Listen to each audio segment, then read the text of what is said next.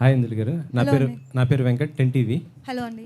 మేము ఫస్ట్ అంటే గీతాంజలి చూసిన తర్వాత మళ్ళీ గీతాంజలి 2 చూడబోతున్నాం. ఈ మధ్యలో మేము అంటే ఫస్ట్ ఎక్స్పెక్ట్ చేసింది గేమ్ చేంజర్ వస్తుంది అనుకున్నాము మీతో, చరణ్ గారితో. కానీ ఇప్పుడు గీతాంజలి 2 నుంచి మమ్మల్ని బాగా అలరిస్తున్నారు. అంటే ఇది 2 చేయడానికి కారణం ఏంటి? మేము 1 చేసి అది రిలీజ్ అయ్యి అంత పెద్ద హిట్ అయినప్పుడు దానికి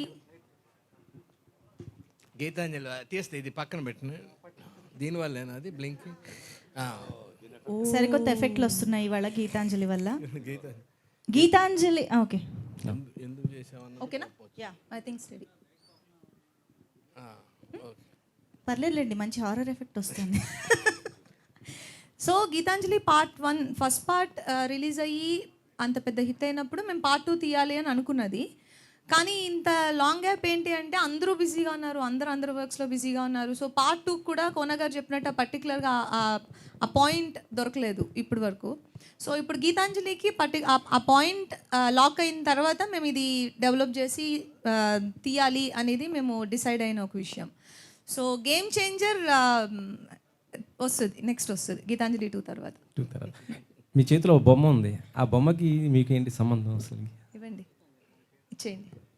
దాన్ని అదే ఆమె కొనుక్కొచ్చింది డబ్బులు. ఇన్వెస్ట్మెంట్ కాదు, తిను యాక్చువల్గా ఒక ఇంపార్టెంట్ రోల్ ప్లే చేస్తుంది మూవీలో. అందుకనే ఒక స్పెషల్ ఓపెనింగ్ అండ్ ఇవిడికనే ఒక ఇంట్రొడక్షన్ ఇచ్చింది. అందుకనే మీరు అది మూవీ చూసినప్పుడు మీరు బాగా థ్రిల్ అవుతారు, మీకు నచ్చుతుంది.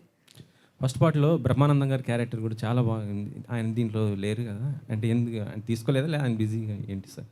కాదు, అంటే ఇందులో మీరు చూస్తే సత్య, సునీల్ అండ్ ఆలీ వీళ్ళు ముగ్గురు కలిపితే ఒక బ్రహ్మానందం గారు.